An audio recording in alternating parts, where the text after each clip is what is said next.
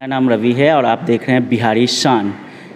आज हम लोग पटना विश्वविद्यालय के दरभंगा हाउस आए हुए हैं। यहाँ के हिंदी विभागाध्यक्ष तरुण सर से मिलने आए हैं और बात करते हैं कि हिंदी आज तक के लोगों के कितनी ची है और क्या क्या विलुप्त होती जा रही है और लोग यहाँ एडमिशन ले रहे हैं। आइए सर से बात करते हैं और जानते हैं। बिहारी शान चैनल में सर का बहुत बहुत स्वागत है। तो सर आप हिंदी के बारे में कुछ बताइए। 10 सितंबर 1949 को भारत की संविधान सभा ने बहुत लंबी और बहुत ही धारदार बहस के बाद ये पारित किया कि हिंदी स्वतंत्र भारत की राजभाषा होगी। लेकिन चूंकि उसके पहले सारा राजकाज अंग्रेजी में चलता रहा था, इसलिए व्यवस्था ये की गई कि संविधान लागू होने से 15 वर्षों तक अंग्रेजी भी साथ साथ राजभाषा का काम करती रहेगी। अंग्रेजी का उपयोग अभी जिन चीज़ों के लिए हुआ करता था उसके लिए अंग्रेजी का उपयोग होता रहेगा। लेकिन राजनीतिक कारणों से और कुछ अन्य कारणों से वो 15 वर्ष अभी तक समाप्त हुआ नहीं है। 26 जनवरी 1950 को हम लोग गणतंत्र दिवस इसलिए मनाते हैं कि उसी दिन भारत के संविधान को लागू किया गया और भारतीय संविधान में इस राष्ट्र को एक गणतंत्र के रूप में घोषित किया गया।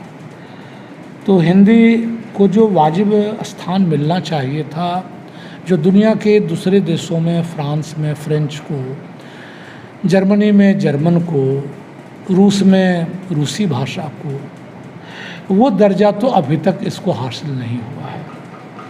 और ऐसा कहना कि अंग्रेजी के मार्फत ही तरक्की हो सकती है किसी भी देश की, ये गलत धारणा है।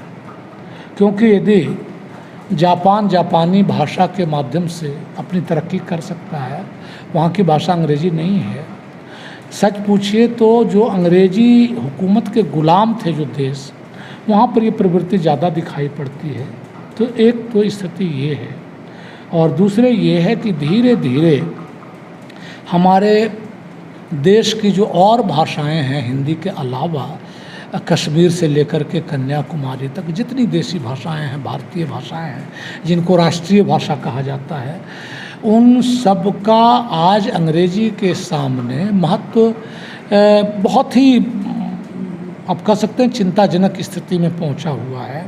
क्योंकि जिसमें ज़्यादा रोजगार होगा, काम जिसमें ज़्यादा मिलेंगे, सरकार की सारी ऊंची बातें जो होती हैं, सुप्रीम कोर्ट के सारे फैसले जो होते हैं, लगभग सारी बहसें भी जो होती हैं, वो फैसले अंग्रेजी में होते हैं। हाई कोर्ट के भी फैसले अंग्रेजी में होते हैं। कोई चाहे तो उसका हिंदी अनुवाद मांग सकता है। लेकिन कल यदि किसी शब्द को लेकर, किसी एक्सप्रेशन या व्यक्ति को लेकर कोई यदि मतभेद है, तो इंग्लिश जो है वही मूल माना जाएगा और उसी के आधार पर जो कुछ तय किया जाएगा, जो भी निर्णय होगा, जो कुछ भाष्य होगा, वो अंग्रेजी के आधार पर ही होगा। तो भारत की जो जनता है जो हिंदी बोलती है, तमिल, तेलुगु, कन्नड़, मलयालम, आज भी अंग्रेजी वालों के सामने अपने को दोयम दर्जे का नागरिक समझती है। और जो अंग्रेजी वाले हैं वो भी इनको दोयम दर्जे का नागरिक समझते हैं। सर, छात्र और छात्राएं इसमें कितना रुचि लेते हैं सर? देखिए, रुचि क्यों लेंगे? छात्र छात्राएं पढ़ रहे हैं लोग, चूँकि पढ़ना है।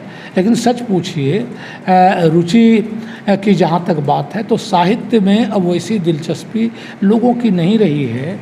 साहित्य एक प्रेम का काम हुआ करता था, साहित्य एक लगाव की चीज़ हुआ करती थी। धीरे धीरे गांव से लेकर के शहर तक और सरकार तक पहले के बड़े हमारे जो राजनेता होते थे वो बड़े साहित्य से लगाव रखते थे। महात्मा गांधी से लेकर के जिन बड़े नेताओं का आप नाम लें, चाहे वो लोहिया जी हों या और भी बड़े लोग जो भी हुए हों, उनका साहित्य से बदुलमेय थे, बहुत साहित्य से। आज के नेताओं को साहित्य वाहित्य से भी कुछ लेना देना है नहीं। तो जब नेता को ही कुछ लेना देना नहीं है तो ये साहित्य से दिलचस्पी तभी होती है जब आप आज की दुनिया के मेल में उस विषय को जोड़ते हैं। तो वो चल नहीं रहा है। तो सर, धीरे धीरे यहाँ छात्र और छात्राएं जो थे वो कम होते जा रहे हैं। कभी कम होते हैं, कभी बेसी होते हैं। और छात्र छात्राओं को चूँकि कुछ पढ़ना है तो पढ़ने के लिए कोई विषय ले लेते हैं, बाकी किसी विषय में मान लीजिए कठिनाई उनको महसूस होती है एडमिशन लेने से या जगह लेने से, तो वो चले आते हैं, लेकिन कभी संख्या बहुत कम रहती है। आमतौर पर भाषा साहित्य में विद्यार्थियों की संख्या बहुत अच्छी नहीं है।